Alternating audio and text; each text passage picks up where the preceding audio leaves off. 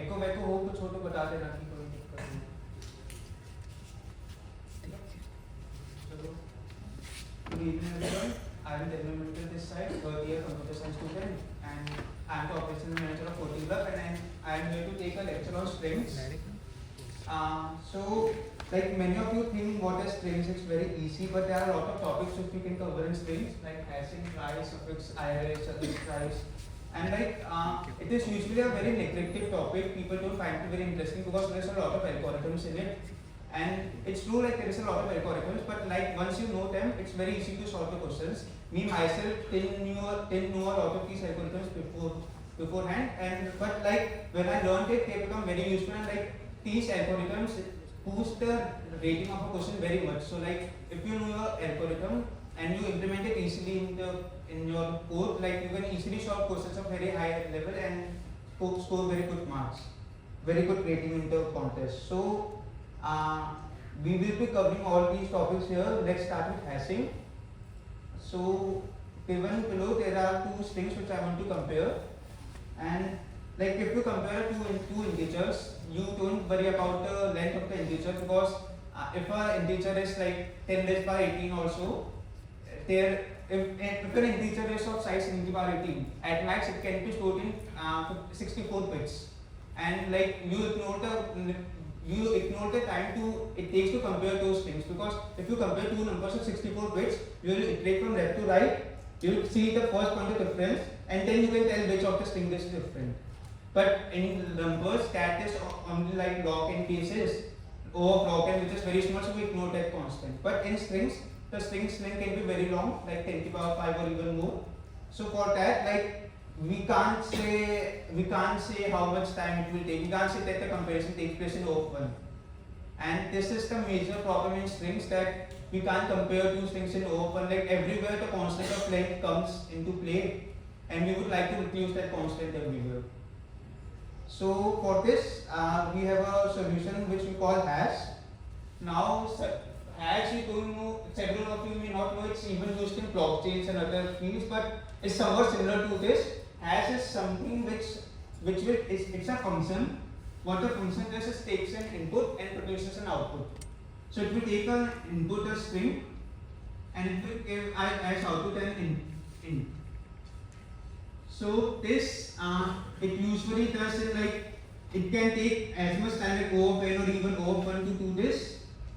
But if we give a if we have a string of length 5, what can be the possible different number of strings which are possible in this string? If you only consider lowercase English alphabets, it can be like each place there can be 26 different letters. So 26 to the power 5 possible strings can be present, which is like even in a 5 length string, it's a large space. And if you do it to 10 or 20 space length, we can't, like by pigeonhole principle, if you know that if we try to fit three things in 2 holes, we obviously can't fit them, because there will be one hole which will have more than 2 balls.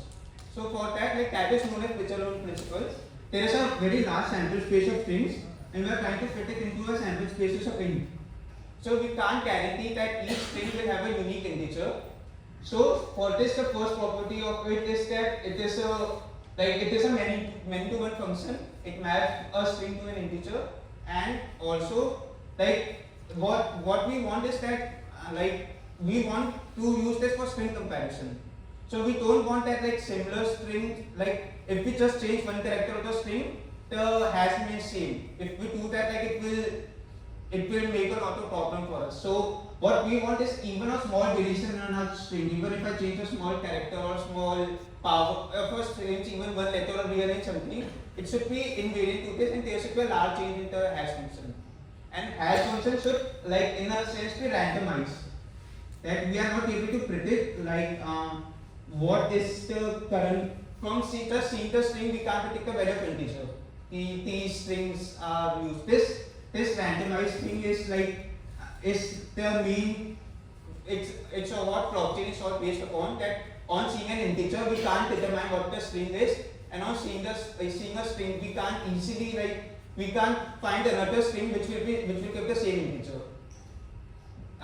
So like for this we need a random function. This random function can be modulus. A modulus function works very well for this. So who are you? Are you aware of the modulus function? Who all are aware of the modulus function? Like it's a simple function which gives the remainder when divided by n. So if like we take 7 mod 3 and 10 mod 3, both of them will give to me answer 1. And if I have this answer, I have no way of knowing what the original value was. There is no way to determine what the original value was. So for that, like we use modulus function to make hashes, and also we want the second property that there should be variations. If we vary the number, the hash should also vary. If we vary the string, the hash should also vary. So the hash should be a function of each and every character of the string. So for that, there was after a lot of experimentation, there was polynomial rolling hash. This is a simple way to like convert a hash into an int, where you choose any number p. P is usually preferred to be a prime number, p and n both, because like it's easier to find inverse of a prime. And there are many other things which makes prime numbers like they are non-decomposable. So like it's always better to choose them as prime, but there is no necessity for it. And we calculate the hash of a string by the formula above. We multiply the first letter by we multiply the ith letter by p to the power I, sum all the index, and then take the modulus of n. So even if we change a single character, it will change the hash value, and the hash value, like it's again using what functions, it's not packable. We can't determine what the current hash string is from the hash value. So this is fine, but like this complexity, what will be the complexity to calculate this hash? Any idea how will we calculate it? Yeah, so we can calculate this in O of n. So I give you a string, and like a simple question that I give you like a string, maybe I give you this string, and I tell me if there is like a substring a and y present. So for this, what you will do is you will take these three substrings. You will take the first three length of substring and compare it with this string. It's not a match, so you will go to the next tree and equate them and compare them and see if this is a match, and so on. You will do until all the strings is possible.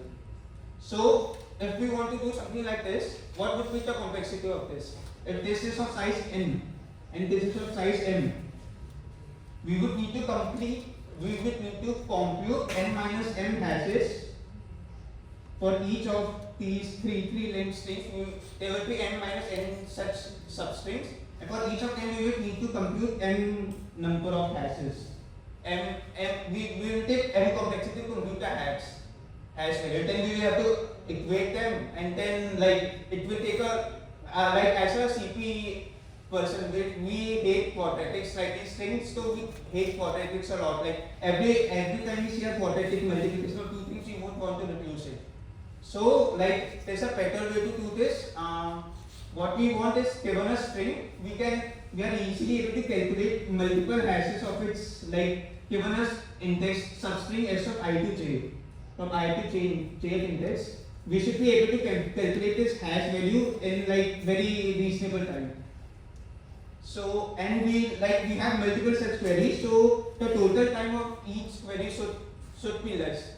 It may take like, for each query we can do some pre-processing for O of n size, so that like we can compute it easily. So similar concept, if you know about prefix sum, it has been used in prefix sum a lot, where like you given an array, you have to calculate the sum of index I to j. So that will also have the similar issue, and for that what we do is you store in a prefix array sum of all numbers from 0 to I. And then when you have to find the sum of I to j, you subtract prefix of j minus prefix of I minus 1. So this overall takes all the n complexity, and we have to do something similar here. So like to do that, like can someone tell me the formula, what will be the value of this hash of such thing I comma j, like similar to in this format it is given. Like if we see, it will be s of I into the, as this is the first element of this string, we will multiply to p to the power 0, and then s of I plus 1 to p to the power 1, and so on until s of j into p to the power j minus I plus 1 matrix. This is like, there is no way, like, because I is multiplied by a random power. For each I, this power will be different. So it's very difficult to like do anything from this, because for each substring, for each I, it will be multiplied by a different power. So we can't like pre-compute it somehow. So we want uniformity in power and the product which we are multiplied with. So for this we multiply this. I think this will be we multiply this entire string by p to the power I. So it will be s to the power I into s I element into p to the power I plus I plus 1 element into p to the power I plus 1, and so on till s of j element into p to the power j. So now we can see that the index and the power is matched here.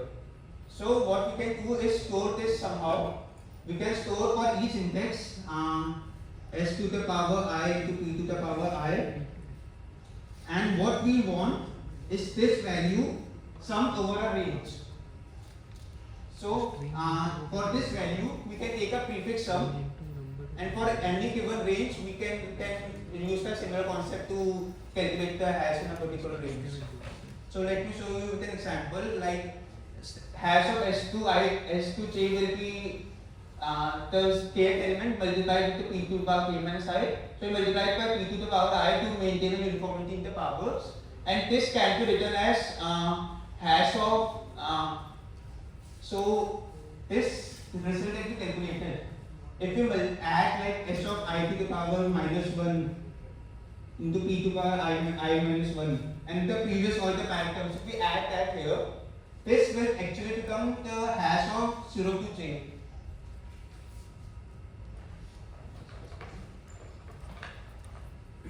This entire expression will become the hash value of 0 to j, because it will start with x to the, s of 0 into p to the power 0 and s of 1 p to the power 1 all the way to s of j into p to the power j.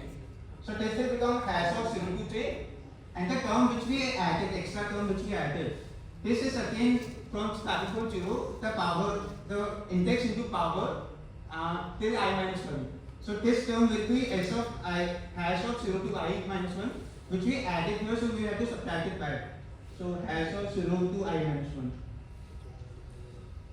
So this in this way we can like store the hash values of 0 to I index in a prefix array, and then for any substring for which we want a hash value, we can calculate it in O of 1. So there is this sample code which I have made for this.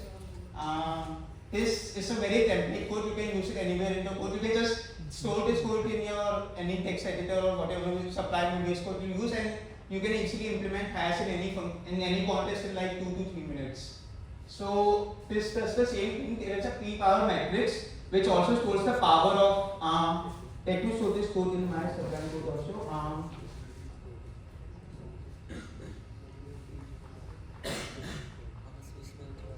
Yeah. So.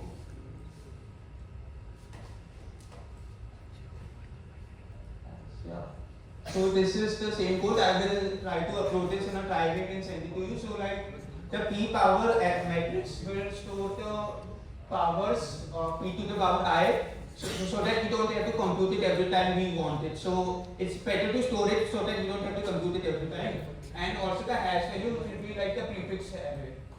So given a string, we want to compute this hash value. So we will initialize the hash value from index 0 to 0, and like p power of p to the power 0 as 1, and like the first hash value is 1, and then like for each of each array. Okay, so let me just show you. Now the problem is that how do we compute h of 0, I when we have the values of h of 0, 0 and all the previous index, we have the value of that, but we want to compute h of 0, I. We have all these values with us in the hash array, but we want to compute this value. So this again, like if you can see, this will be h of 0 into p to the power 0 till on the way to s of I minus 1 into p to the power I minus 1 plus s of I into p to the power I. But this upper expression, this is again the sum of power index into power with the I minus ith term. So this is simply h of 0 to I minus 1. So we can replace this with h of I minus 1, which is the here it's the hash value of I, like hash value of I plus 1 is hash value of I plus the value of s of I into the power p to the power I. And then we can take the modulus of it. Everywhere we have to take care to take the modulus of it, because if we don't take the modulus, it will lead to overflow. And then like similarly, we store the value of hash value in p power matrix. And then if we want to get a hash for any integer I comma j, we can simply take the difference of hash value j plus 1 and hash value of j plus 1 minus hash value of I, and then multiply it with mod inverse of p to the power I. So are you familiar with the concept of mod inverse? Yes. Like if m is any prime number, then for any only when m is a prime number, if there is a number a which gives like there is a number a, so there will always exist a number b such that a into p is a into p when we take modulus of m will be equal to 1. Like only for a prime number this number exists. It will not exist if there is a constant, if there is a non-prime number here. So like for 7, if we take like 3, there will exist like if we take 1, 4, 5, like it, there will exist a unique value like 6. Here it will be like the value will be actually 3 to the power 5. Like you will have to compute it, but like you just have to remember that there exists a unique value which when multiplied with this number will give a remainder 1. So this number p is called the mod inverse of a. So if like a into b modulus 1, modulus m is equal to 1, then b is the mod a inverse of mod n. We can say that. And this p, like there is Fermat's theorem from which you can derive this to be a to the power n minus 2. So from this, like you can easily calculate the mod inverse. So if we have to divide any number by p and take the modulus of it by m, you can't in normal cases you can't divide a number by, like multiplicative is associative over modulus. So like if you a into b modulus m is same as a into a modulus m into b modulus m. But this can't be said for division also. For division, if and only if n is a prime number, then you have to multiply by mod inverse p. So you can take p inverse mod m of the number and then multiply with the given number to get the value. So like just this that I have implemented here above, like mod inverse of a and m will be a to the power m minus 2, and power function also I have defined on my own for like binary exponentiation, so that it calculates the power in log n. So like this is a pretty standard template for any hashing question that you want. You can store it and okay, so yeah. Now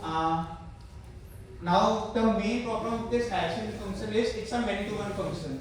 Obviously, like there might exist two strings who return the same value of m.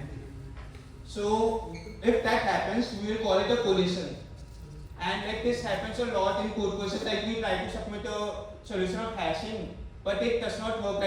There is some random strings because it's a random number, so two random strings may just collide at a random number and then give a wrong answer on some random test case and you can't figure out what is wrong. So first for that we have to figure out like what is the probability of collision happening. So if we assume like has to be a modulus random function and like given two strings, what are the chances that they will collide, like they will be matched with the same number? We are taking modulus m. So the value of this hash function can be from 0 to m minus 1. There are only m possible values which this hash function can take. So what are the chances that these two strings will collide? This is a scenario one where the first string can be, it will only collide when the second string is mapped to the same number which the first string is mapped to. So if first string is mapped to number 1 and second string is also mapped to number 1, it can be mapped to any of the numbers from 1 to n, but there is 1 in mth chance that it will be mapped to the first number, the same number as the first one has been mapped to.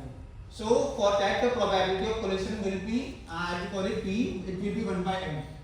The probability of two strings colliding, where m is the number which we took modulus with. So and then like if you only want to compare two strings, the probability will be 1 by m. But if you want to compare, like if we have string S1 and you want to like compare it with an array of strings, we have a string S and we have to compare it with T1, T2, Tn, all the strings from this. Again, like if its value should not match with any of these values. So at the probability like we can, if we want, like we can discuss some like how that formula is derived. It will be like we want that there is no collision. Its probability will be probability of collision, like that there we are calculating the probability of collision, which will be 1 minus probability of no collision. And for no collision, what should happen is, given the hash value of this string, none of these strings should be mapped to that value. So like they have m options, from which if they are mapped to m minus 1 options is fine, but they should be mapped to the 1 option. So if there is a 1 in mth chances of a single string failing, so there is 1 minus mth chances of 1 minus 1 by mth chances of a single string success, and we want the success for all the strings. So for this, the chances will become 1 minus 1 upon m to the power n. And similarly, like there are like set of n strings, and we want no two of these should collide. So for all NC2 pairs, none of the strings should collide. For this, again, like we can see the probability. Like the first string will have b choices to b, like m choices to, it can be mapped to any of the values, but the second string will have only m minus 1 choices of the m, and the third string will have m minus 2 choices, and so on. So from this you can derive the third formula, and from this we calculate for different values of b the values of these strings. Like you can see how large they are. Like for b 10 to the power 3, like we can't even, for even scenario 1 also we can't say anything for sure, because there are hundreds and thousands of test cases. So there's a high chance that your code will fail on any one test case. So but like for 10 to the power 9, we can easily go on with scenario 1 but can't go with scenario 2 and 3. And for 10 to the power 80, like it's fine, we can go with any scenario. But like what's the problem in choosing a big m? Like if the probability only depends on m, if you choose a large m, so like the problem will be solved now. So like why do you think we take m? Like in my code it was taken 10 to the power 9. So like why do you think it was taken 10 to the power 9?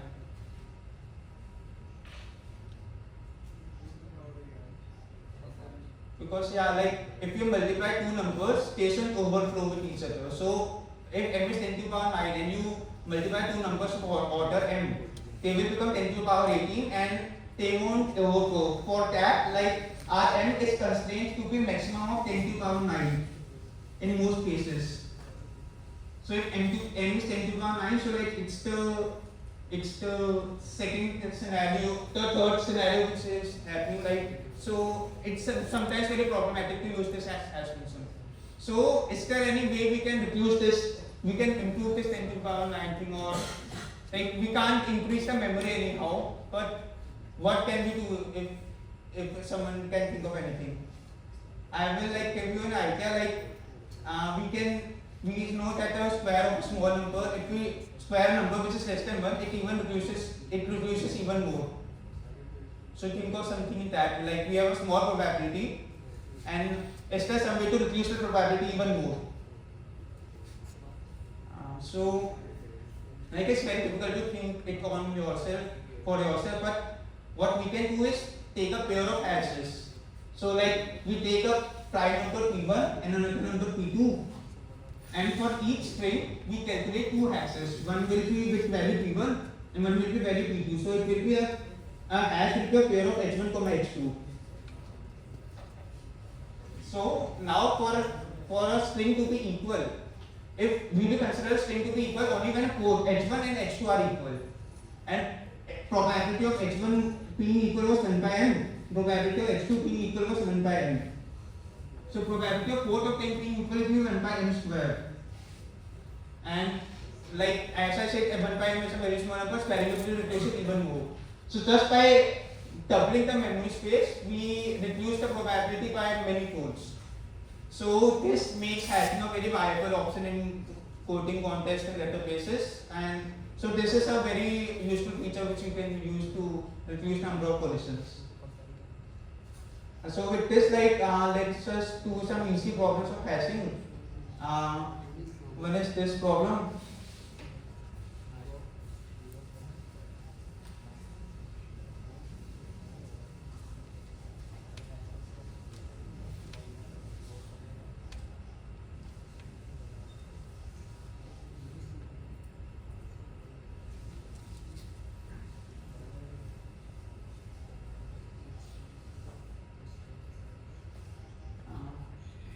Anyone have any idea what we can do?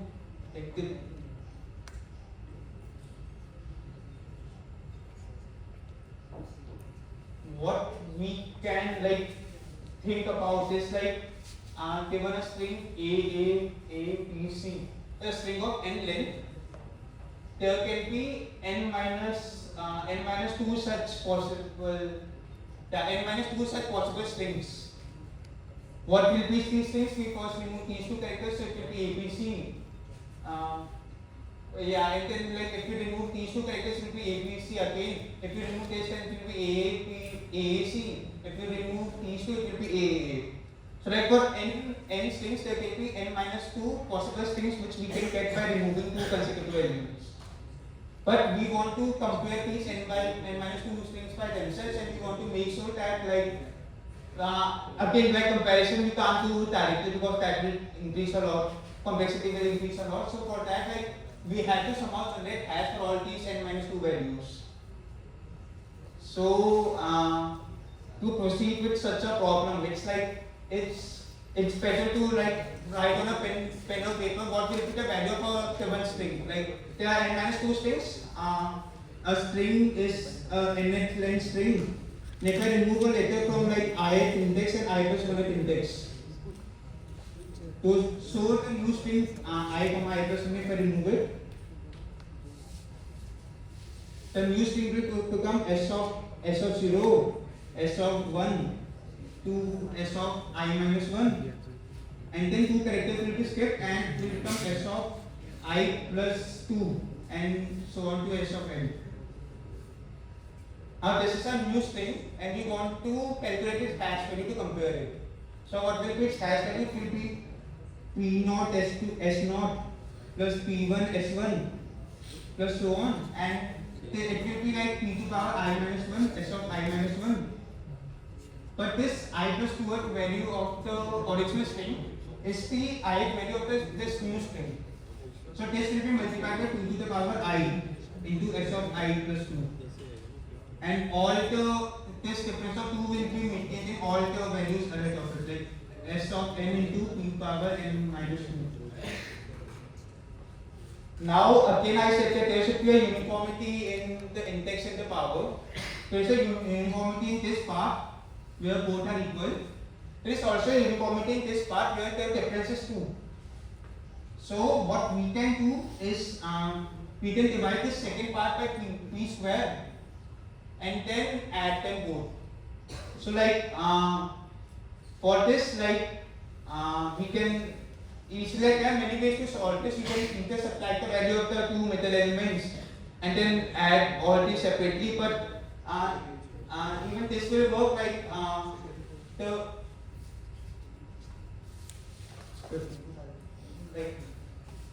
if I multiply this by 2 to the power 2 and divide it by 2 to the power 2, so here the powers will equate again, and this entire string will give us sigma p to the power I s of I, p to the power j s of j, where j is not equal to I and j is not equal to I plus 1. And for the entire string, we have sigma p to the power j s of j. We have pre-computed it for the entire string as the hash value of the string for all j equal to 1 to n. From this, we can subtract these two values, s of I into p of I. Like what we need is, okay, no, this will not work. Like what we need is this sigma for j equal to 0 to I minus 1, and we need again this sigma for p of j s of j, and this time the limit will be j equal to I plus 2 to n. And like again we have computed this for all values of like j equal to 0 to j equal to I. We have computed this value in our hash prefix. This sigma value we have computed in the hash prefix. From this we can get both values, divide the second value by p square, add them. For again division we have to use mod inverse, we can't directly divide it. And for mod inverse you can take modulus m and then get the value of hash value for each string and of one constant time. So like writing this equation down, thinking it directly will be difficult. It's better to write it down and solve it before, like take a pen and paper and then write it for some, so it simplifies it a lot. Now like going to a little tough question. So here as you can see that there is a string of like size n, which n is 10 to the power 5, and Sushant here wants to impress his girlfriend, so like there is a task given to him that he can change the ith character of the string at any query, and still he wants the substring, like how first problem here is how will you check if the substring I comma j is palindrome again in O of one type.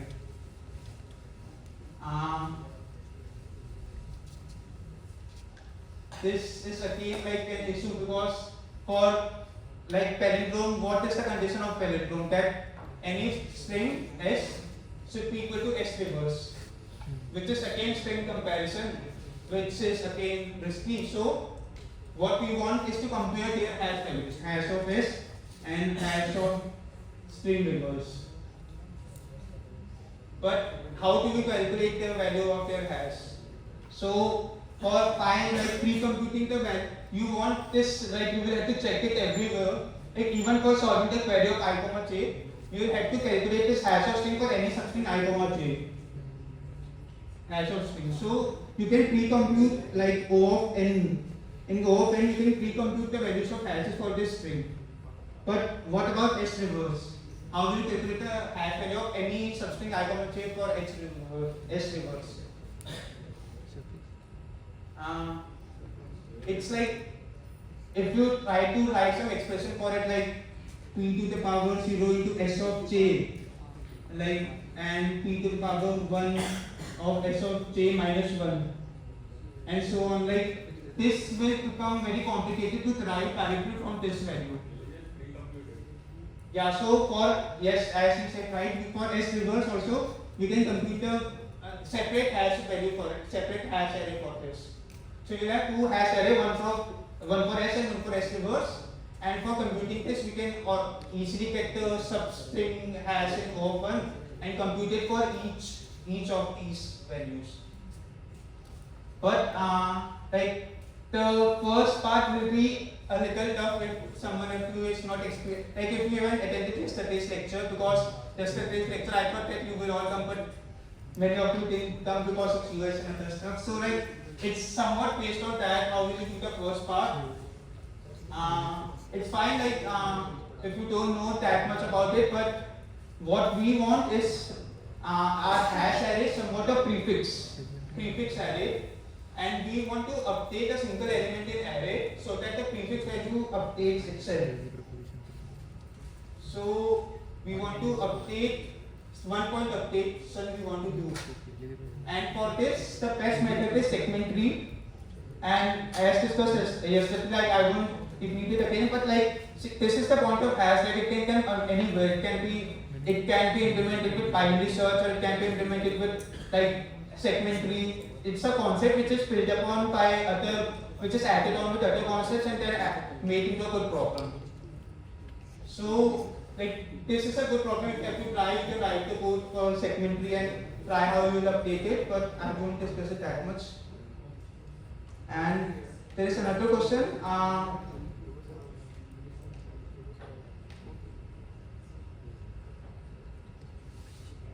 Okay, so it gives him, you can read this problem. I think, yeah. I can, like, I will give you the code right now. It's not there, but like, it's not from somewhere else. It's not like, it's not from a contest site or something. Like, it's a question which I thought of. So I will write the code and send it to you. And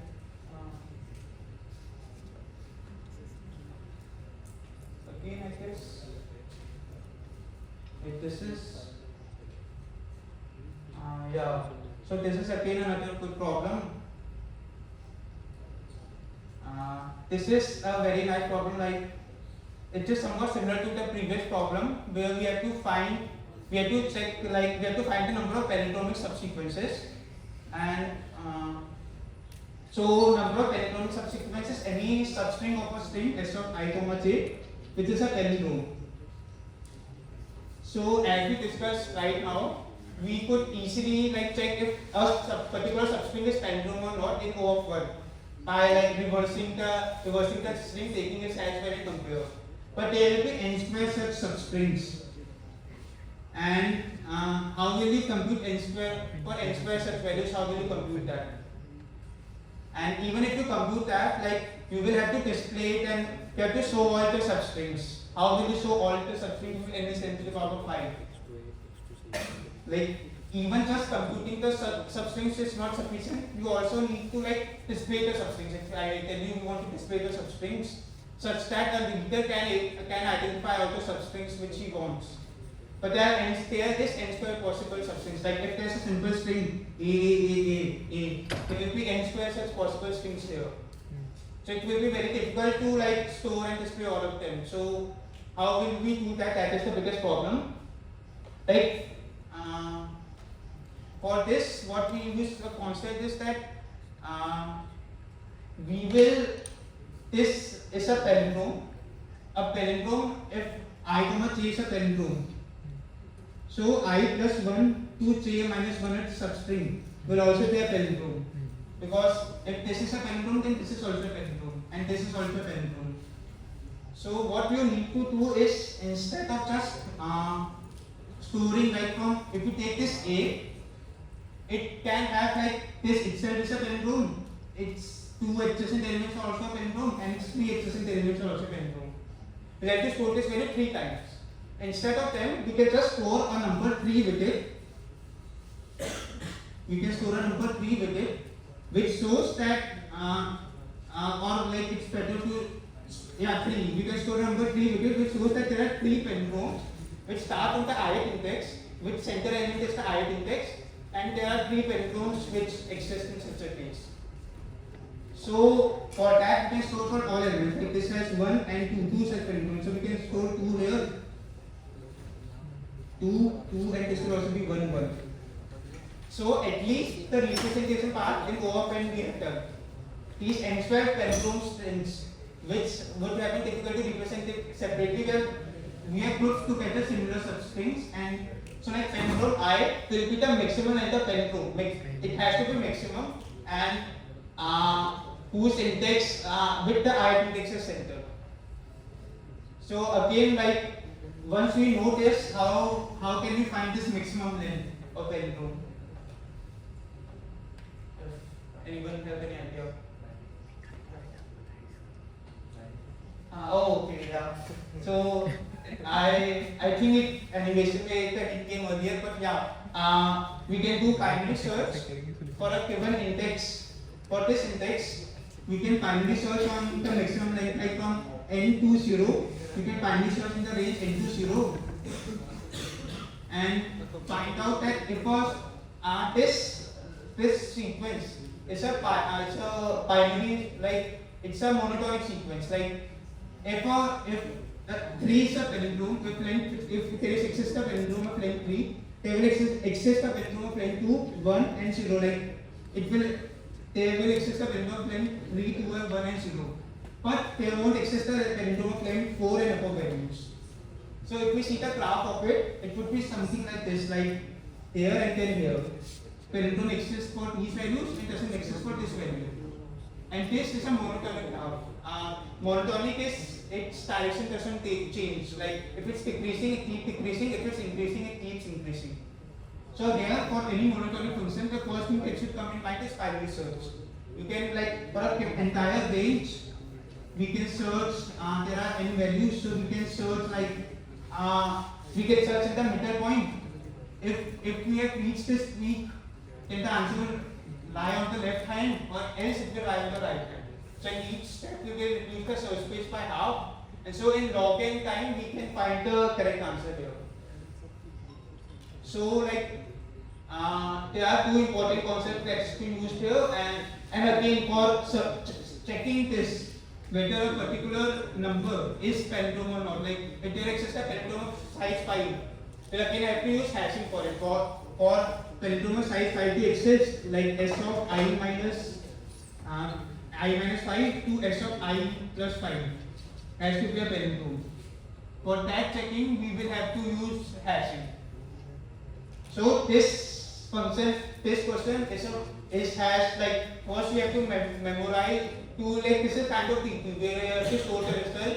You don't store it separately, you group similar result and store it. Then there is binary search and there is hashing. So this is a very good concept which can be used in other places also. So you can also try this question if you want. You can try it also, and then I will give you the correct code for this.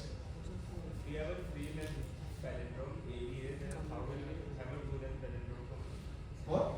If we have a 3-length palindrome ABA, then how will we have a For pi length, I mean I can mean the length for like, okay, like there is 2 ways to represent it. Okay, if here by 3 I meant number of palindromes. I think I wrote it wrong in the slides. 3 will be number of testing palindromes. So 1, 2 and 3. By length, if we want to discuss about length, we can do there is a palindrome of length 5, 3 and 1. We can skip it by 2. So if there is a palindrome of length 8, if there is a palindrome of length 9, there will be a palindrome of length 7, there will be a palindrome of length 5. We will only check for odd values. And this again is the monotonic function. But now the problem, I forgot about it. The problem comes when there is an even length palindrome. So for even length palindrome, when can it occur? When like if there is A, B, B, A, this is an even length palindrome because this itself is a palindrome, and then it becomes difficult to do this in this way. So for this case, another technique which we can use is we can alternately do a dummy character, a random character which is not used anywhere. So we can do it by $A, $B, $B, $A, and again a dollar. So this is a whatever, it can be even or odd length string. We made it into a odd length string because if its length is n, this length will be 2n plus 1, where the important characters occupy like odd indexes. Like if we start 0 base index, they occupy odd indexes. So here any palindrome which is useful for us, like a useful palindrome will be like A, B, B, A. This will start at an odd index and this will end at an odd index. So the length will be odd itself. So for any length of string, we can append it with dummy signals, and hence all the palindromes which we want will be odd palindrome itself. And then again, if it's an odd palindrome, we will only check odd values, and then odd values we will apply the binary search, and then again we can do it in the same way. So yeah, this was another concept. I almost forgot to explain this. So this even length, like whenever there's a problem with length of the string, you can just append it with some random characters, and then you can make it odd length string and then perform whatever you want yourself. So like with this, like again hashing and binary search will be n log n complexity will be there for this, and there is another manager's algorithm for this. Like in string there is always algorithm which is like somewhat faster than what you do, and something for that. You can, if you want, you can search that algorithm. I have also given this notion, give the link in the sources, but like you can do the same work with stack, just and go and log in. And in CP, like it doesn't matter that much. It might matter in like PSA or some other stuff, but in CP, like if you give a contest, it doesn't matter what algorithm you use. Log-in factor doesn't matter that much. So like these were some good problems of hashing which I could find. So like, so going on to the next string topic, I want to do is tries. Tries is like a structure which you see above. If you are not, like if you don't know what a tree is, like there will be nodes, and nodes will have edges coming out of it, and like it's a directional. Here as you can see, this can be used to represent strings. This is a try. A try will always represent a set of strings. So here the try represent peer, pull, all these strings represent together. And what do I mean by it represents the string? So if there is a string pull, I say this is present inside the try. So what I will do is I will start from the root node.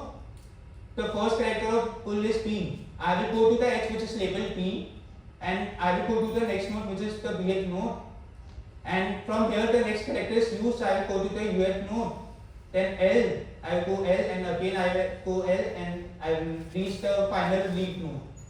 So like any string which is a part of this tree, is a path from root to leaf, and so this like this makes it easier to find strings. Like there are 10 strings, and you have to find a single string out of them. You have to find if this string is present in this or not. Like in real life, there is a crossly store where a lot of items are there, and you have to see whether this item is present or not. So for that, like such searching keys are very useful.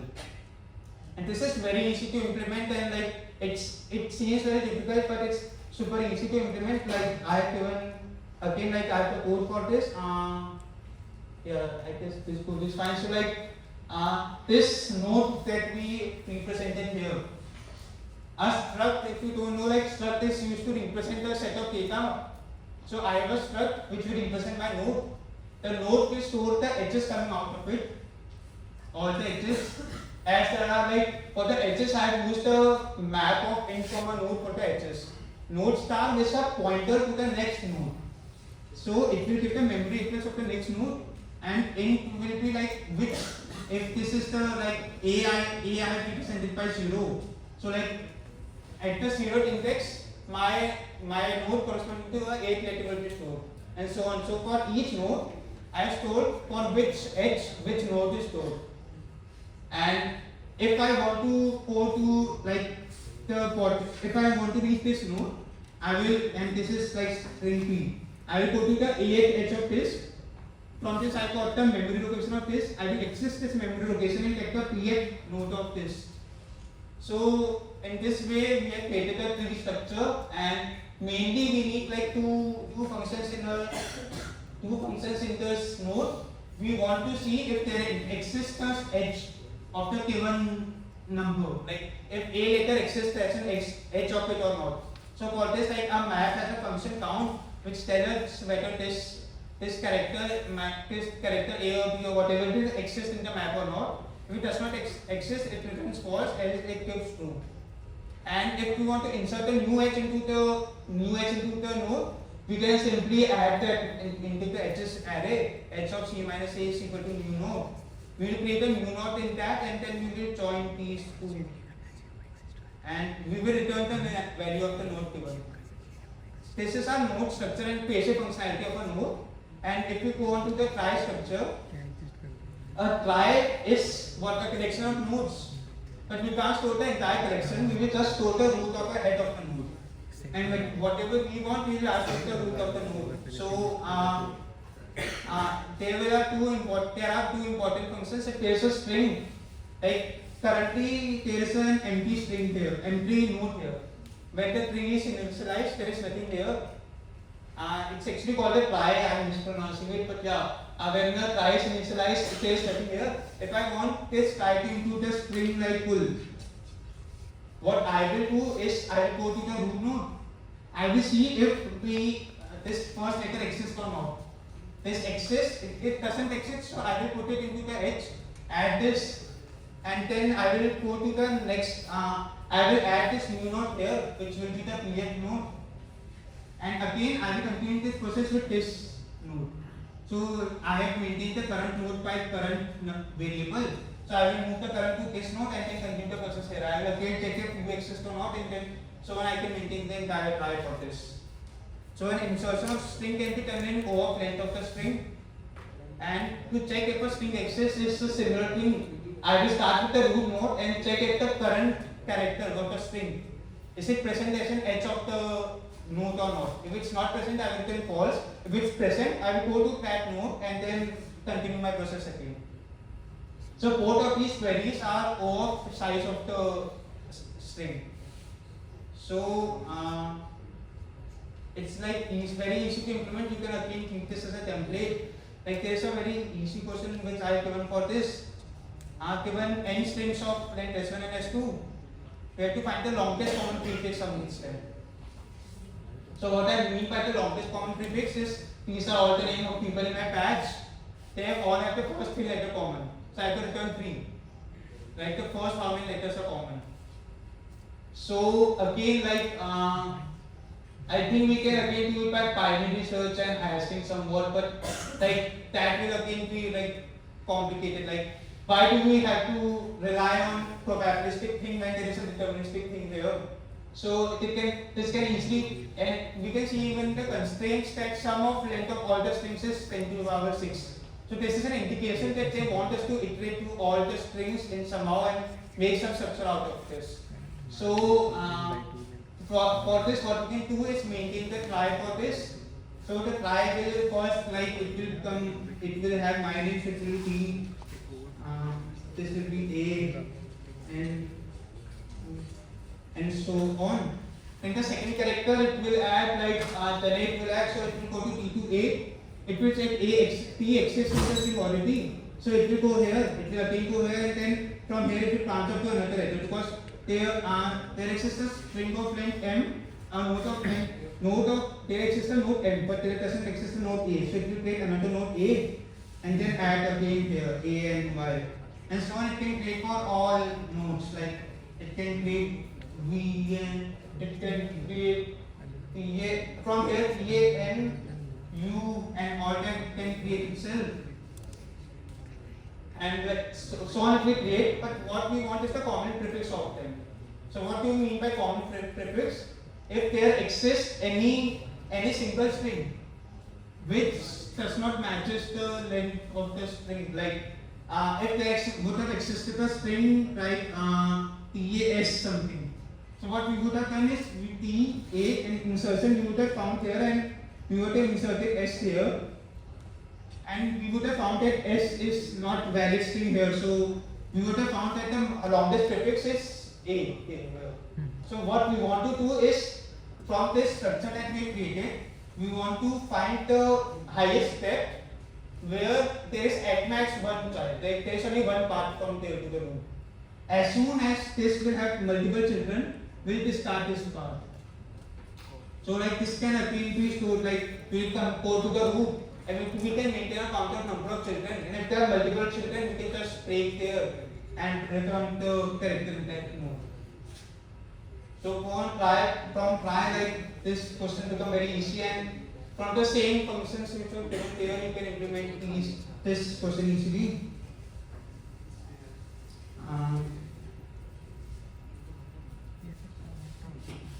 And then okay, time is okay, like there was another question of this thing which relies on SOR. Like you can try to solve it, it's not so complicated question. You have to maximize the SOR, like we are given two arrays here of A and B, and you have to pick a ith element from A and jth element of B such that the SOR is maximized. So for this, yeah, like you can use some fit properties and other things, like you can try it yourself and I will post the solution, and if there is any problem you can check it yourself. Like it's not so difficult thing, but the main thing to notice is that these tries are not only restricted to strings, they can also be used to represent large binary numbers, because binary numbers are also a string of 0 and 1 itself. So here you can represent these numbers as binaries and represent them as strings, and then look at some properties of binaries and SOR and see how you can maximize the SOR of a given number. So think about it later, and I can tell you about this. So tries is something like tries is another important concept. There is then the third concept which I will introduce of suffix array. Now for suffix array, let's start with what it is. Very basic thing, like suffix array. There is a string. There is a string like ABA. Whatever. This is AB. Like there is again one thing that we do is this dollar symbol that you see, you place it in the end of every string so that we can know when a string is ending. Like if we go on iterating, we will never know if this is the last character, we have to wait for another character. So for this, in every question we try to append this dollar symbol. It's necessary in some cases and it's just a rule in some other places. It's a tradition in some other places. So in most of the questions we try to append it to avoid any problems later. So this is that dummy signal, it's just a dummy letter which you can ignore, but what a suffix array is, for all the arrays of the strings, for all the suffix of this string, a suffix is a substring which will begin from any point of the string and go on till the end. So like this is a suffix, this is a suffix, this is a suffix. I can represent each suffix by an index. Like S of 2 I can say is a suffix which starts from index 2 and go on to the end. Similarly S of 1 and so on. So this seems very random, but what we want is we want to sort all these suffixes S of 1 to S of n.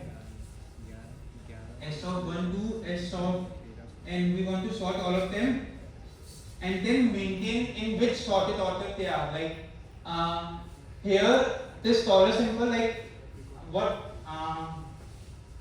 if you compare two strings, if I tell you if you compare AB and ABB, by convention, like lexicographically we compare these strings, we say that this string is smaller.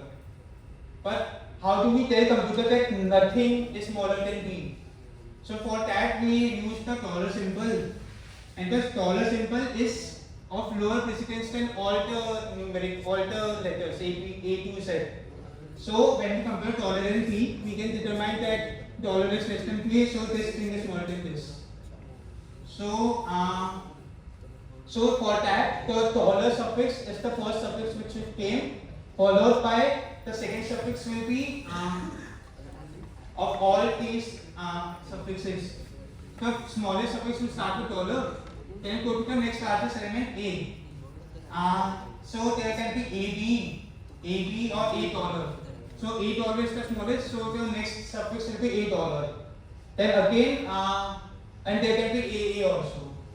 Then after A taller there will be AA suffix. Like if we sort this suffix, this will be the final output that will come, like the suffix 6 will be the word question 326523041. We can create this suffix array. This is known as the suffix array for Curved string. And this may seem very random to you, but this is very beneficial in solving a lot of string questions. But again, the main question comes is that how will you create this in linear time? Because we hate quadratic, we want it in linear time only. So the biggest question is how will you create this in linear time? Because there are n strings, and to sort all these n strings. So for this, what we can do is again.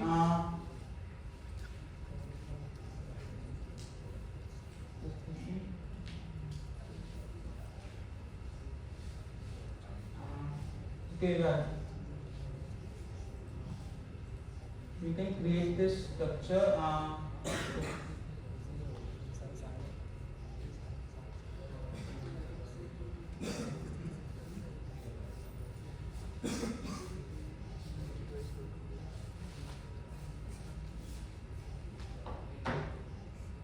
Or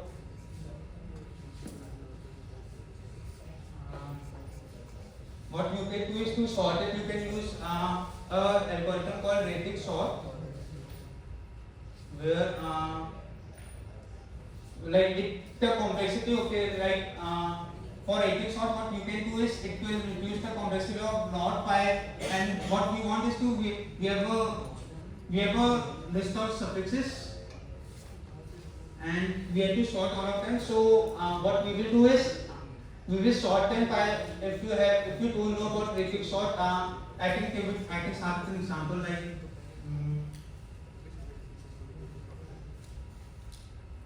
there can be two, like if we start with binary strings and I say that 1011 0101 and 1001, I have to sort them. We can like I think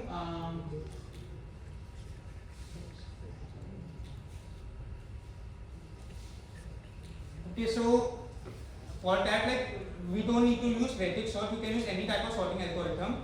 And for that, what will happen is the comparison here will like it will take n into m. Like there will be n log n comparison to create any kind of sorting algorithm, and there will be n log n comparisons, and each comparison will take O of m. So for that it can be O of n log n to O of m, which can be the complexity to create this suffix array. And once this suffix array is created, it has a lot of applications menu here. So for like let's see at some of the applications first of what the suffix arrays can be used.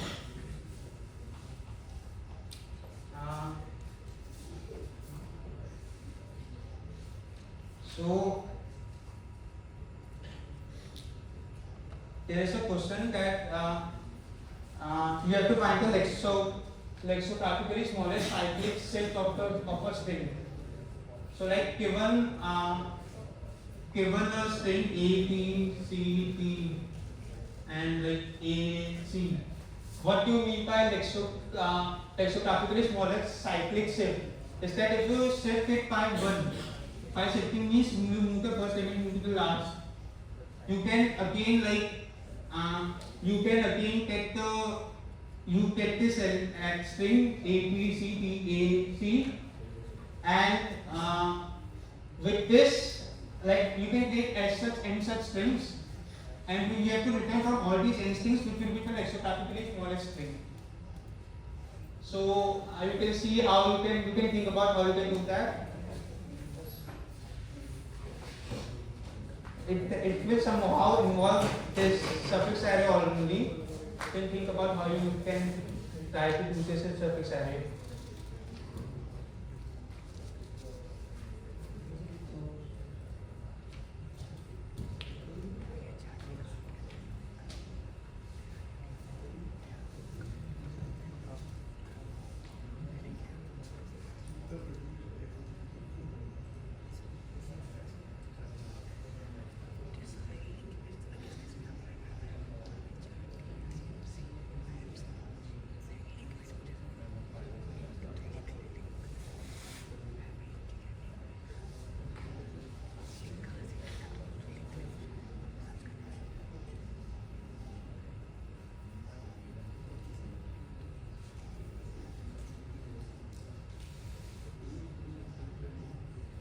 Like for all the suffix here, B, C, A, B, C, T, A, C, A, and then C, T, A, C, A, B, T, A, C, A, B, C. All of that, the T's all can be represented as somehow the suffix itself. Like this is the longest suffix of the string. This is the second suffix of the string, followed by maybe a taller character we can write in the end. Like if we include the taller character, and if we see all these are actually the suffix itself only, S1, S2, S3 and S4. So the answer for this problem with just be the first element of the suffix array. The smallest cyclic shift of the string will be the first element of the suffix array, because it's the same thing. Like a cyclic string will become the suffix followed by some remaining characters, but the suffix is what is used to compare, so that remaining characters won't matter that much. And like there are some other applications for this where we can use it to find the substring, find the number of distinct substrings in a string, number of substrings in a string. But how do we do all that? Before that, we'll have to see the creation of the suffix array. So it's for creating a suffix array, what we have to do is first I will explain radic sort to you if you don't know that. For radic sort, what we do is if I compare a string this with 1011 and again 1001, I know that any binary place can either be 0 or 1. So for this, I maintain a memory of two sides. Both of them will be a vector. If you know a vector, you can keep appending elements to it in a vector, and like it's like a linked list. It can be a linked list or a vector, anything it can be there. And I will start from right to left. The least significant bit, I will go from least to most significant bit. So for that, I will do like there are two memory. So this has 0. So I will move this into the first memory. So index 1 will be here, and index 0 will be here, and these two will go to index 2. So I will go from left to right only. So first index 1 will go, and then index 2 will go. Then I will write all elements of this before. I will write all elements which are at position 0 before, and then I will write all elements which are at position 2. So for that again I can go. So I will write again 0. I should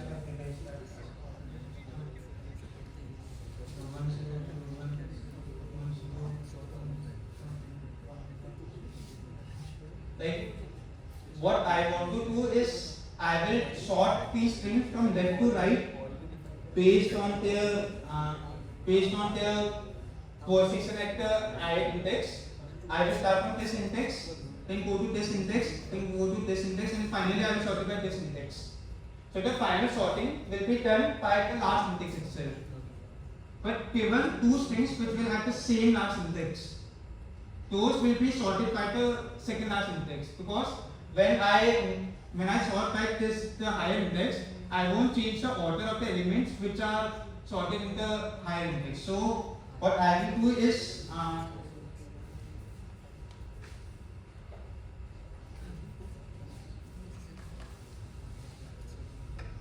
what I will do is first, like, I will sort, like, I know that all of these have the first place is equal. So if the first place is equal, we would retain the order which was the order determined by the second and third places. So by this we can maintain an induction that to sort the strings by ith and before places, we can sort them by ith place first, ith place first, and then we can if the ith place is equal, then we will retain the order of the I minus 1 place itself. I minus 1 place order, and this I minus 1 place order will again be by the ith order, like it can be either by the I minus 1 place or the order of I minus 2 and so on. So in this way we can sort these strings in O of, like, this will take like O of n plus m time, O of n plus m, where m is number of letters, number of distinct letters possible, where m here is 2, and n will be the length of the string, maximum length of each string. So unlike any other algorithms which is very long, like which is n log n, all the other sorting algorithms are n log n, this is O of n plus m algorithm. So using this static sort, we can somehow use this to construct the suffix array. There was a slide, just a second.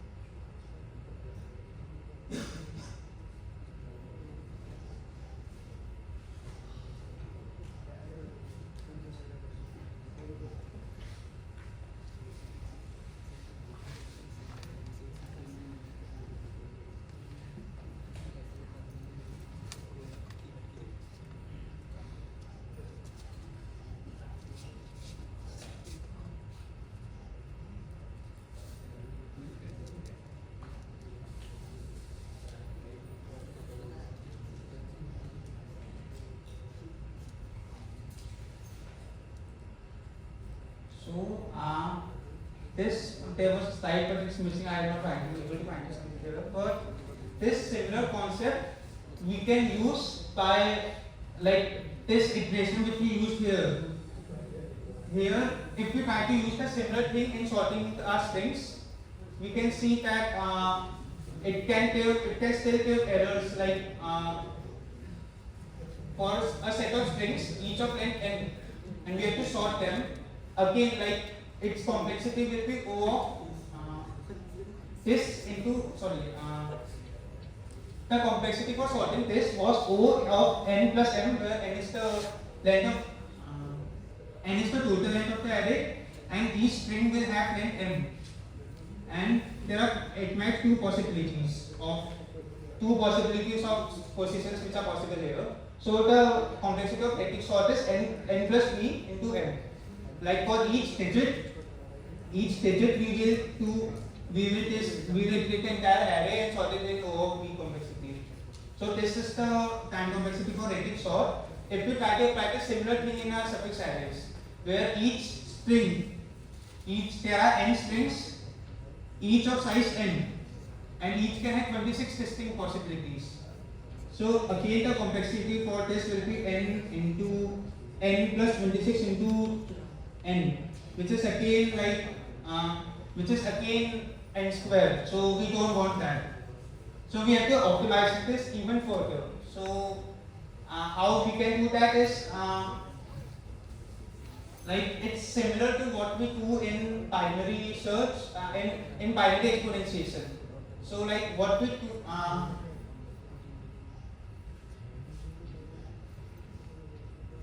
like okay, so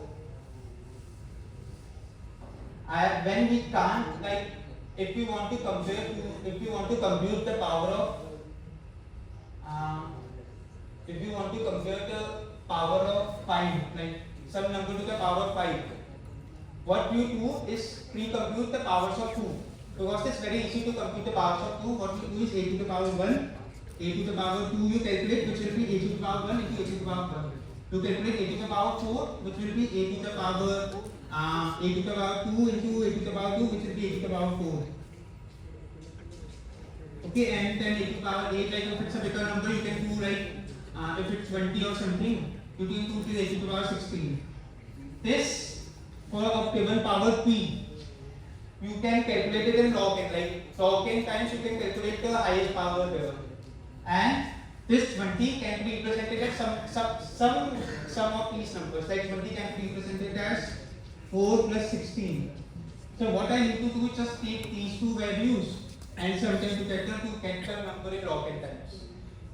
So there are two main steps here. One is like dividing this into the sum of powers and like combining two powers to create a higher number. So if we can implement something like this here itself, because here we have to compare string of length n, but you can't do n if we somehow can make this log n. So this can make the overall complexity doable for us. So for this, what we will do is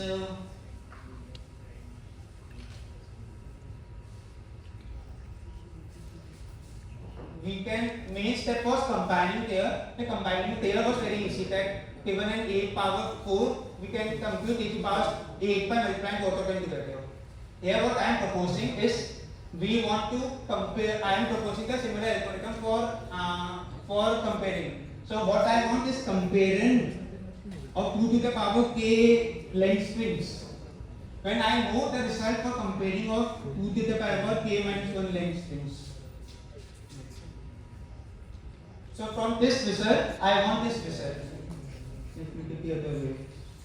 So how we can do that is like given like two strings of length 4 and A, B, A, B and A, B, A. We can first, like if I assume that we have to compare the length of 4, so we are given the values of comparison for length 2. So we are given the comparison of, like for this we are given the value, what will happen when we compare both of them together. We are given this value that they will be equal, and here we are given the value that this will be smaller. So for combining them, what I will do is I will go on until they are equal, and if the first time they are unequal, I will take the value. So comparing the string of length 2 to the power k can simply be by comparing the first 2 to the power k minus 1 numbers, and if they are equal, then comparing the first 2 to the power k numbers, k minus 1 numbers, and if they are equal, then comparing the result for the next 2 to the power k numbers, comparing it for second, like 2 to the power k numbers, if equal. And this can recursively go on. And this will make the complexity in like calculating for each higher power. It's just okay. So we can use this to decrease this from n to log n. And this, if it becomes log n, then this is a viable strategy which we can use in our problem. So like. So this, its implementation again, like if you see the code, like it's a very small code, which it's better if you take the template from CP algorithm or somewhere, you go to that what they are doing, and they are implementing similar, like the concept is same, and they can calculate it in n log n plus the complexity which I have given, and this data structure now becomes very useful for us. So this if anyone has any doubt, you can ask. Like this is very similar to binary lifting, which we do there. And then let's see now some other applications of suffix array. Now we have created the suffix array. Now it's time to use it in our problem. So what we want is we have to find if a given substring exists in a string or not. So here here if this is our string, we have to if we have to see if a string a exists or not. So for that, how we will do from this data structure, can we figure out how we can find if a substring exists in this or not? Like if before this, important concept is what is a substring. A substring is S of I to J, which can be written as S of I to N, S of S of I to N, and like we remove the J to nth element from this, minus S of J to the nth element which we remove from here. So this is a suffix of the original string, and from that suffix we are picking some of the initial elements of the string. From the suffix we are picking the initial elements to get a substring. So we can say that any substring is a prefix of a suffix of a string. So like here A, B.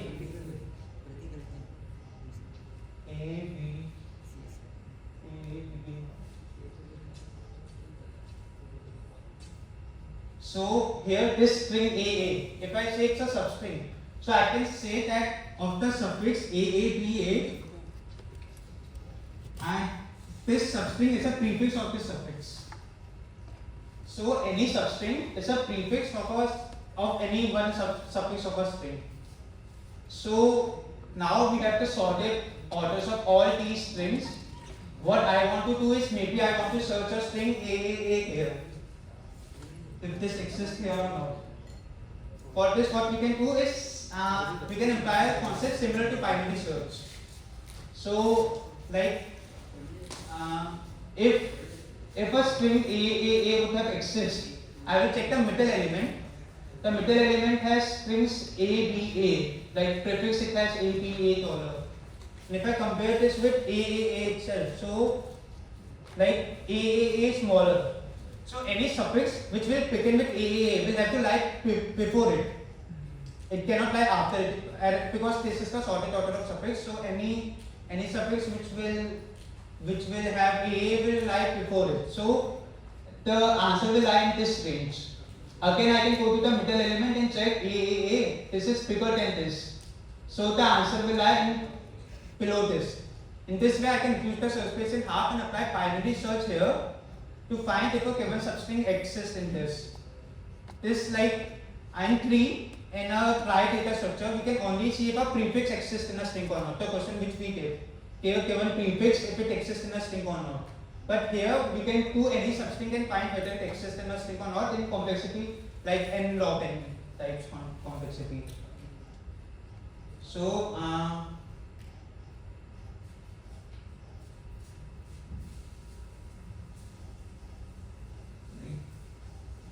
there is another concept which is very important with suffix array is least common prefix, longest common prefix of the suffix. So like given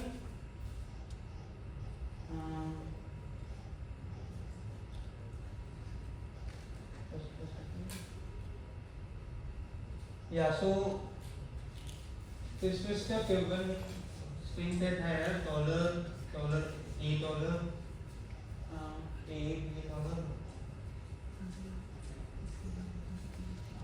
AB,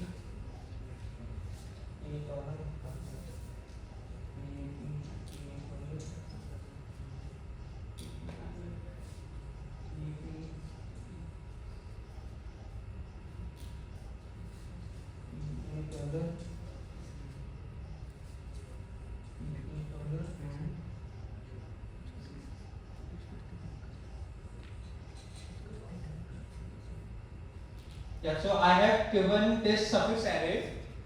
Suffix array, I have to find LCP of this. So LCP I will define for like these two adjacent suffix. What is the longest common prefix of these suffix? So like here the answer will be 0 because none of the initial elements are same. Here A and A are same, but the next element is different. So the answer will be here. The answer will be 1. Again here the answer will be 1.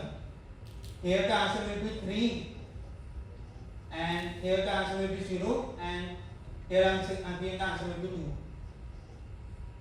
So this array which I have first obtained is known as the LCP of this suffix array. This is my suffix array and this is the LCP of that suffix array. This LCP again has many usefulness, like this Kasai algorithm is very useful for finding the LCP. It can be used to find this LCP in O of n complexity. And using this, I will explain this algorithm a little later, but using this, like there can be this question that what is the length of the longest prefix of the suffix, like what is the length of the longest recurring substring? A substring which occurs twice in the string and is the longest length. So that will simply be the highest maximum value of these maximum values of among all the LCP, the one with the maximum values, because if a substring occurs twice, so like if there is a substring something like this and it occurs again twice in this APA substrings occur twice in a word.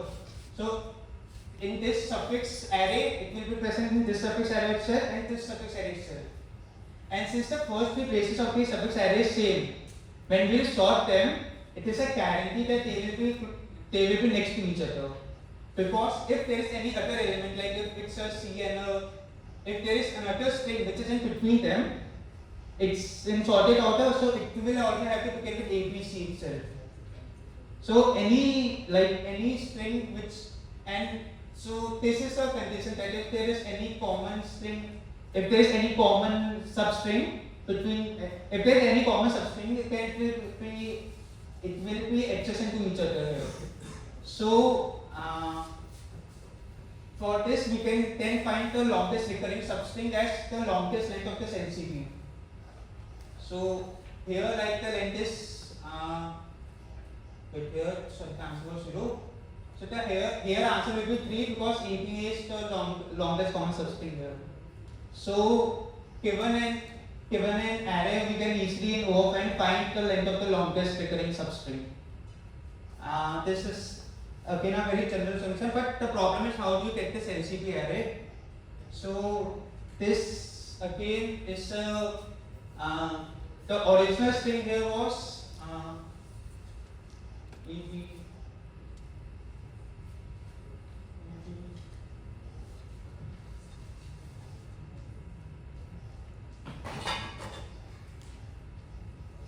this was the original strings.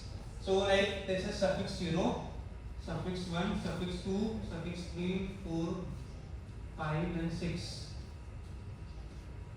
So what this algorithm says is we will start assigning the LCP values based on, like we will start from 0 suffix, 1 suffix and all that. We will start from left to right, and what we want to do is for what it says is that if the LCP of suffix 0 is suffix 0 here is this suffix this is suffix 0, like this is suffix 0.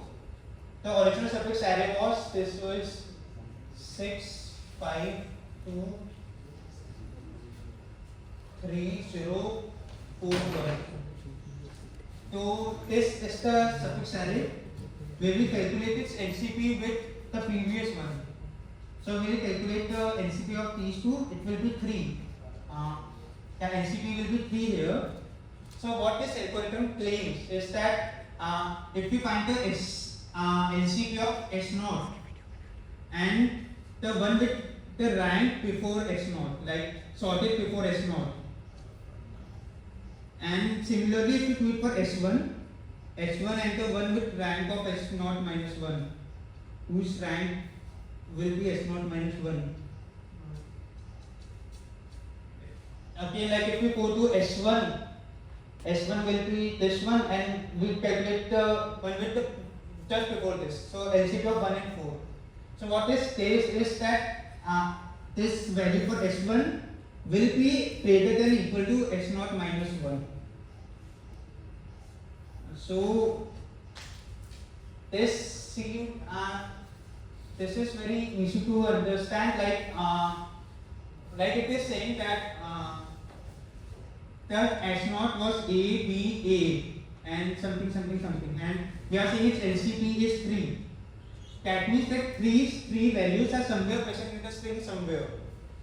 So for this substring, the second suffix, these two values will also be present in the string somewhere if the entire three values are present. So its LCP will be at max of this LCP minus 1, but it can be greater than that also. So using this observation, this algorithm is made where first we store the rank of each we store the rank of each suffix. They will be ranked based on this, like suffix 6 will be ranked 1, suffix 5 will be ranked 2, and so on. We will go to the suffix 0 rank, find the LCP between the current number and the rank one rank below it, and we will store this in this number k. So k stores the current LCP. Now the value of the next S1 LCP will be at max k minus 1. So I don't need to compare the first k elements of when I am comparing the LCP. I can directly start with the kth element of the next LCP. This saves my time. This saves my comparison time for comparing for all of k strings. And in the end, I can if I do just this optimization, I start comparing instead of from the 0th character, I start comparing from the kth character. And again, the answer which I get, I subtract it from minus 1 and take its max with here. Here it takes the max of k minus 1 or 0. It keeps updating the k whenever we go to the next rank. The LCP will decrease by 1, but it can't do negative obviously. So it does all this, and then I claim that this algorithm will run it O of n times because the number of decrement operations that k becomes k minus 1 can at max be O of n. The value of this k can decrease by O of n times only, and the maximum value of k can go to n because k is the LCP and LCP cannot exceed n. So if it's decreasing by n times, it starts from 0 and can go to maximum n times. So it can increase at max of 2n times because it can increase to 2n times and then decrease to n times again. So for that, total number of increment operations are O of n itself. So we have, like, by this optimization only, we have made this calculation easy so that we can do in O of n, we can find the algorithm and we can find the longest common prefix amongst them.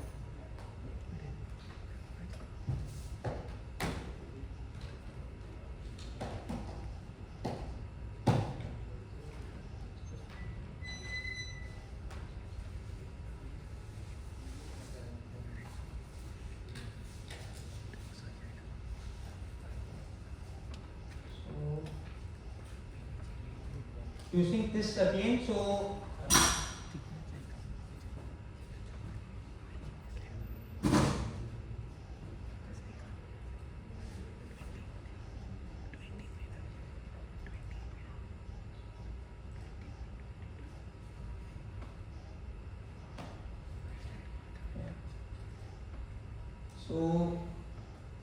using this, like, there are many questions that can be solved. This suffix array plus LCP tool is very powerful. This can be used to solve any number of problems. Like, all the problems are solvable using this tool. There might be some additional overhead constraints of like 26 or log n which can be reduced by this, but which can be written with further structures, but this can be used to solve all types of questions like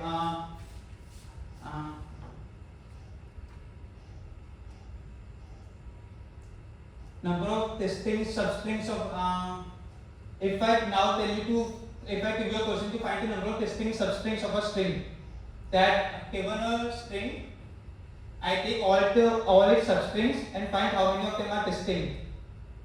For that, like we can again use this suffix array plus LCP combo to find that. So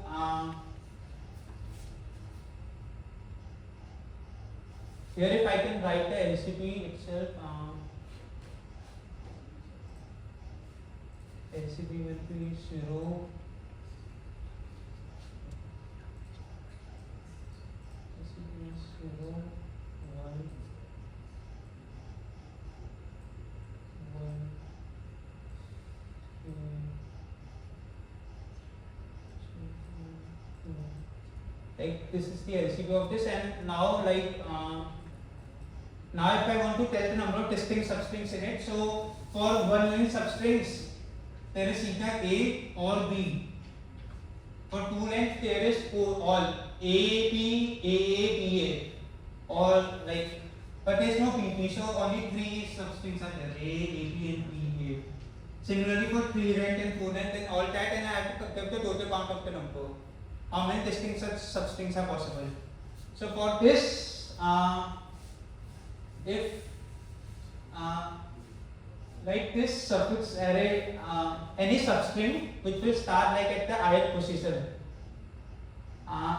for it to be included in a distinct set, that substring should not be present in any of the suffix before that.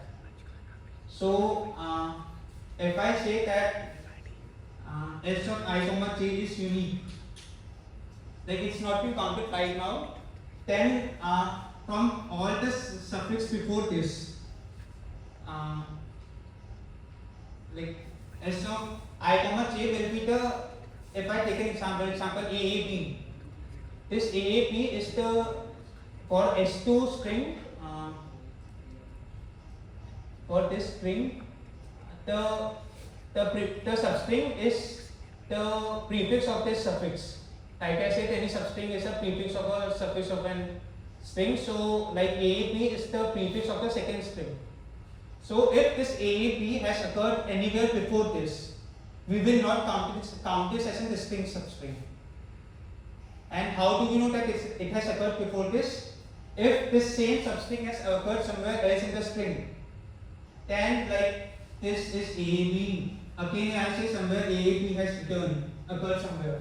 So in this suffix, again similar suffix, these both suffixes have the same common letters, so they will come together. So if this comes before this, they will both come together. I will check that the first three elements here are they same or not. If they are same, then I will not count this suffix. I will not count this substring. So if the first two letters here are also same, so I will not even count A. I will count A only for this one. And similarly, like for the first letter, I will not count A. I will only count A for this one. So like for in this way, if there is any common prefix of two consecutive suffix, then they represent a common substring, and I will not have to count only one of them. Two consecutive suffix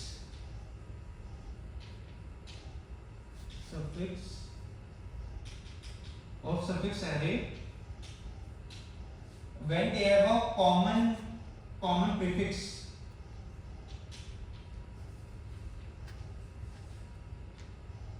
So that means that it's a common substring in the, this means that it's a common substring in the string.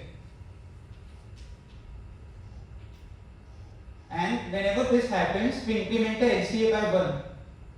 So, and we want to reduce, for each common substring we have to count only 1. So for this, if you see, the final answer will be NC2 minus sum of all LCDs itself. I2 and minus 1, let I minus 1 LCDs. So number of distinct Sub-arrays will be LCP into a sum of all LCPs. Similarly, like this concept can be used in other places also, like given two strings. I have given two strings, and like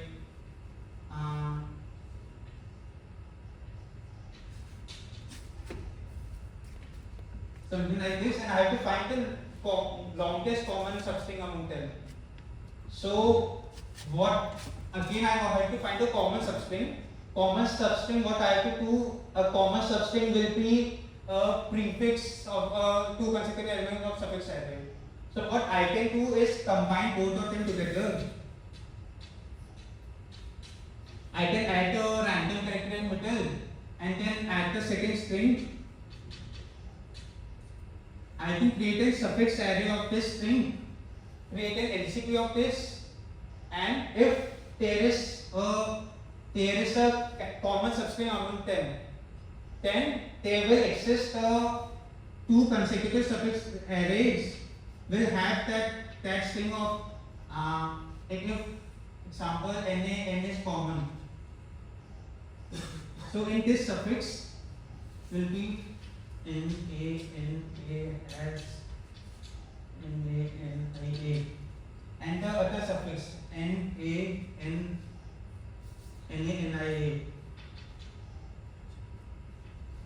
These will be together, and when I calculate the value of LCP, if I can, by seeing the length of them, I can determine that this suffix is whether it's from the first string or the second string. So if two consecutive elements of the suffix array are from different strings, one is from the first string, another is from the second string, I can take the LCP, and that will be the common substring of both the strings. So like this algorithm, there are many such other questions for this, and this can be used for anything. You just have to remember that what is a substring of a string in this format, and how do you find the common substrings. There are many other questions on this which you can find on CP algorithms and other structures, and like this is sufficient in most. This is sufficient to do everything, but there is another structure after this called suffix tries, which does the same functions as this, but it's much easier, much lesser memory constraints, and like it's very it has a better memory and time constraint than this. There is no law factor, and it's much easier to visualize what we are doing. But like that is very complicated, and somehow what it relies on is that in tries, what we saw is that tries stored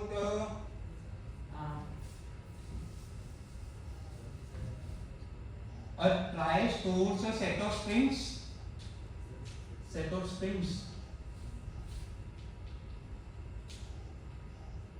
and these set of strings, if we wanted to find the prefix among these set of strings, we can do it easily by iterating to all of them, and we can easily find the prefix among this set of strings. But what if this set of strings is a set of suffix of the array, suffix of a string? So what we can do is easily find the prefix of any suffix of an array of a string. And again, this prefix of any suffix is substring. So we can easily find any substring of a string by using a try of set of suffix. So this try of set of suffix is called suffix tries. But if I just quickly show you the limitations of this set of tries, like there can be n suffix, each of length n. So there can be n square nodes in this. And if the memory complexity is n square, then even the time complexity will be greater than n square. So first thing we have to focus is on the memory complexity, and for that, like what we will do, like if we imagine the worst case here, the worst case will be all the strings are distinct. So like A, B, C, D, E, F, G is the string, and here all the strings are distinct. So what you can see is there are many nodes which have only one children. Like A equal to only B, B equal to only A equal to only dollar. We can reduce this all into a single node which can where the H can store all these three characters together. So instead of this continuous A dollar string, we can just store APA dollar string. And similarly, we can compress all this string into this string, all these into this. So any node which has one child, we are compressing it to a node of two. We are compressing it. We are removing every node of one child. So there only exists nodes of zero child or greater than one child. So zero child, this will be our leaf nodes. And if you can see the leaf nodes of any this suffix strings, like if I go here, each of the leaf node in this trie represent a distinct string that it stores. Like this is clear, this is bell, this is bit. So each of the leaf is a distinct string that it stores, and there are n suffix. So this tree will store n different strings. So there can be n leaves itself. Each leaf will represent a suffix of the tree.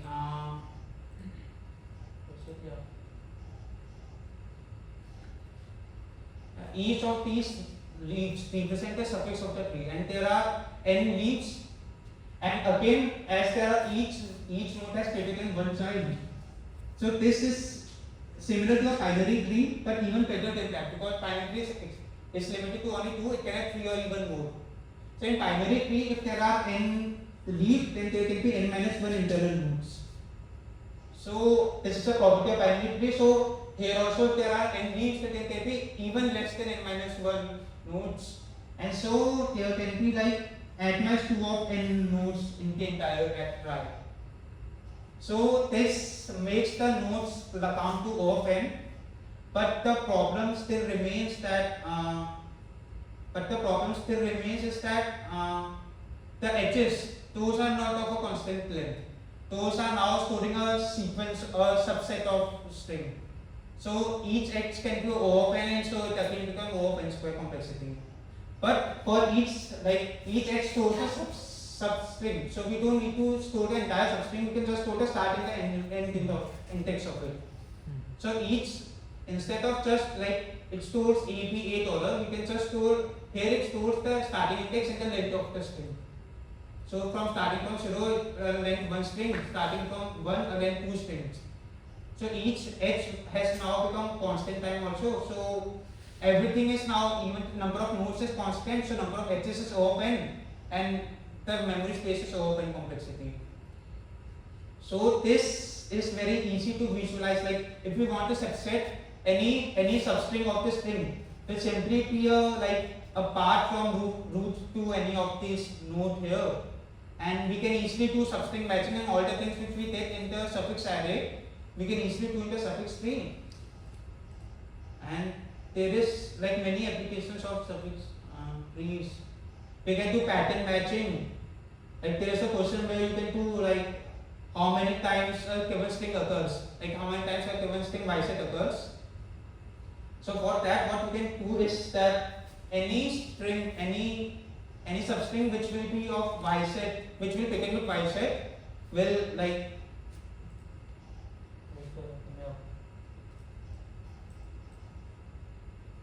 here if I ask how many strings are,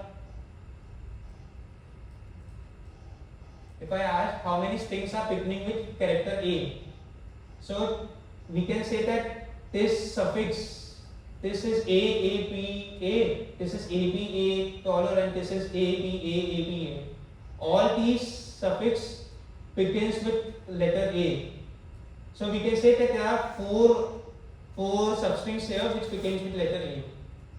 So the number of distinct substrings which begin with a particular sequence will be the number of leaf node in that sequence below that leaf, which again we can by BFS or DFS we can calculate it in O of n times. And like there are similarly many other like occurrence of you can find the occurrence of substring.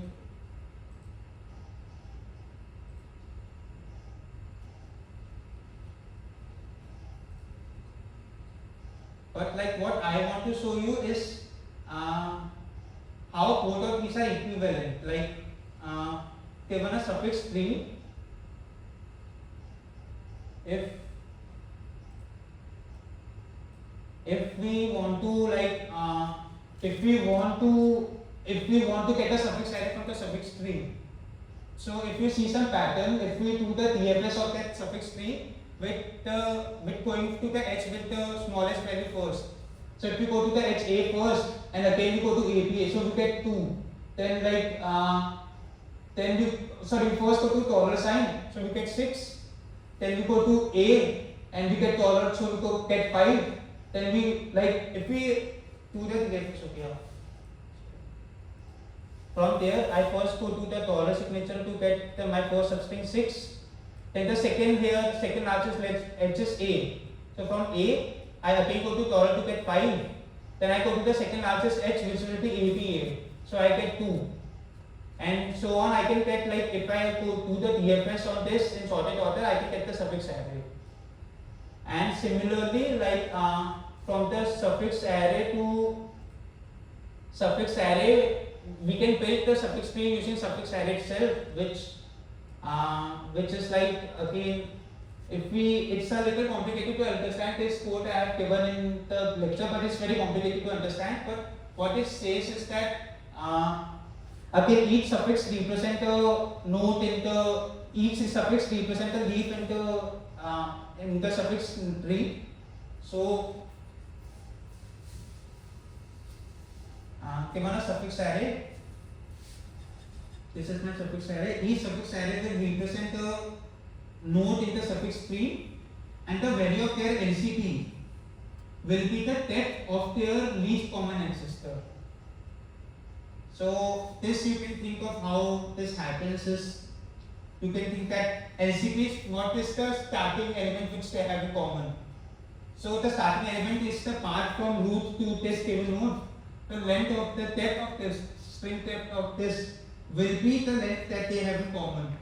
So this is the length of LCP, and this is a question of trees also, that from given a set of LCP nodes and given a set of leaf nodes and a set of LCP distance, we can recreate back this tree.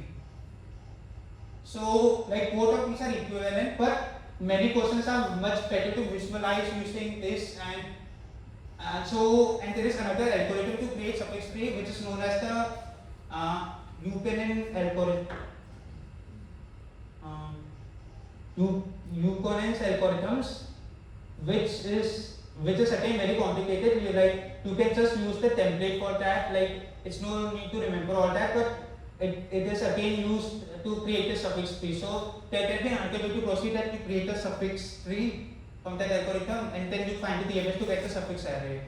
Or like in any case, like if you know suffix array, it's sufficient to know that itself.